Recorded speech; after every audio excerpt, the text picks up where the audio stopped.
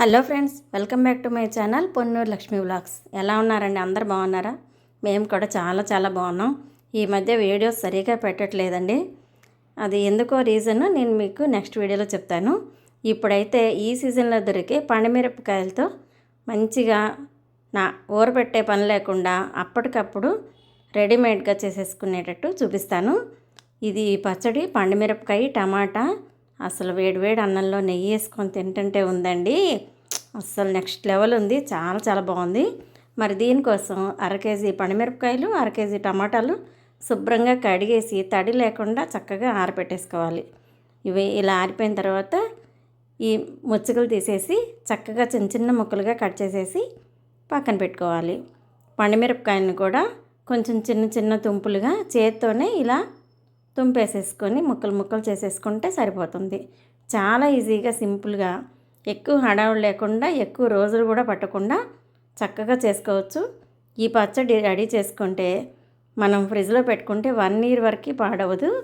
చాలా బాగుంటుంది. మరి స్టవ్ మీద కళాయి పెట్టేసి ఆయిల్ వేసేసాను. ఇప్పుడు ఇందులో ఫస్ట్ అయితే ఈ టమాటా ముక్కల్ని వేసేస్తున్నాను. ఈ టమాటా ముక్కలన్నీ ఇందులో యాడ్ చేసేసుకొని చక్కగా స్మూత్గా మెల్లగా తిప్పుకుంటూ మగ్గనివ్వాలి. మనం రోటి పచ్చళ్ళు కాకుండా అప్పుడప్పుడు ఇలా ఊరగాయలాగా పెట్టుకుంటే టిఫిన్లోకి ఎప్పుడైనా చట్నీలు లేనప్పుడు వేడివేడి అన్నంలో ఎప్పుడైనా తినాలి అనిపించినప్పుడు చాలా బాగుంటుంది. మరి దీనికోసం 1/2 గ్లాసు ఉప్పు వేసాను, 1 అర స్పూను పసుపు వేసేసాను. ఇవి వేసేసి మగ్గ పెడితే టమాటాల్లో నీరంతా చక్కగా బయటకు వస్తుంది, తొందరగా అయిపోతుంది.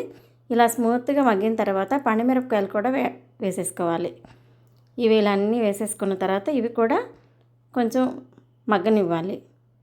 తేమ లేకుండా చక్కగా మగ్గిపోతే పచ్చడి చక్కగా నిల్వ ఉంటుంది, బాగుంటుంది. మనం ఫ్రిడ్జ్ లేకపోయినా కూడా బయట పెట్టుకున్నా కూడా 6 నెలల వరకు ఉంటుంది. దీనికి 70 గ్రాముల చింతపండుని ఇలా పీసులు పిక్కలు అన్నీ తీసేసుకొని చక్కగా చిన్న ముక్కలు చేసేసుకొని ఇందులో వేసుకొని తిప్పుకోవాలి. ఇది ఇలా చక్కగా మగ్గిన తర్వాత ఈ విధంగా మగ్గాలి. ఇలా మగ్గిన తర్వాత స్టవ్ ఆఫ్ చేసేసుకొని ఇప్పుడు స్టవ్ మీద ఇంకొక చిన్న కళాయి పెట్టుకోవాలి. చిన్న కళాయి పెట్టేసేసుకొని దీనిలోకి 2 స్పూన్లు మెంతులు వేసేసి ఒకసారి అలా తిప్పేసేసుకొని దించబోయే ముందు 2 స్పూన్ల ఆవాలు కూడా వేసేసి స్టవ్ ఆఫ్ చేసేసుకోవాలి. ఇలా స్టవ్ ఆఫ్ చేసేస్తే ఆ వేడికి ఆవాలు వేగిపోతే సరిపోతుంది. చల్లారిపోయిన తర్వాత మిక్సీ జార్లో వేసేసుకొని కొంచెం కోర్స్గా మిక్సీ పట్టుకోవాలి. మరీ మెత్తగా కాదు, కొంచెం కోర్స్గా ఇలా ఉండాలి. ఈ విధంగా మిక్సీ పట్టుకొని పక్కన పెట్టేసుకొని దీనికి 2 వెల్లుల్లిపాయ రెబ్బల్ని ఒలిచి పొట్టుతోనే తీసి పక్కన పెట్టేసుకున్నాను. ఈ వెల్లుల్లిపాయలన్నీ ఇందులో వేసేసుకొని ఇవి కూడా ఒకసారి కోర్స్గా తిప్పేసుకోవాలి. మనం ఈ పచ్చడిని రోట్లో కాకుండా మిక్సీలోనే చేసేసుకుంటున్నాం కాబట్టి మిక్సీలో పెట్టినా కూడా రోట్లో రుబ్బుకున్న టేస్ట్ రావాలంటే ఈ విధంగా చేయాలి. ఇప్పుడు ఇవంతా కూడా ఒక పెద్ద మిక్సీ జార్ తీసేసుకొని ఈ పొడి కొంచెం వేసుకొని నేను దీన్ని ఒక 3 ట్రిప్పులుగా వేసాను. వేసేసుకొని అది చిన్నులపాయలు కొంచెం, మెంతుల పొడి, ఆవాల పొడి కలిపింది కొంచెం వేసేసుకొని ఒకసారి అలా లైట్గా గ్రైండ్ చేసుకోండి. ఇలా ఈ విధంగా ఉండాలి. ఇప్పుడు దీన్ని పక్కన పెట్టేసేసి మొత్తం గ్రైండ్ చేసుకున్నాక తాలింపుకి ఆయిల్ వేసుకోవాలి. నేను 200 గ్రాముల ఆయిల్ వేసాను. మీ టేస్ట్కి తగ్గట్టుగా మీరు వేసుకోండి.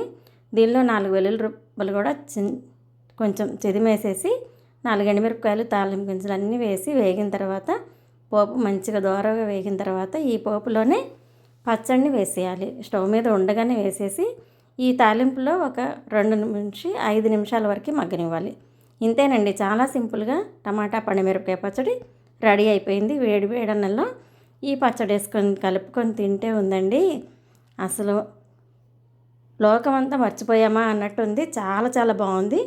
మరి నా వీడియో నచ్చినట్టయితే లైక్ చేయండి, షేర్ చేయండి, సబ్స్క్రైబ్ చేయడం అయితే అస్సలు మర్చిపోవద్దు ఫ్రెండ్స్. Thank you.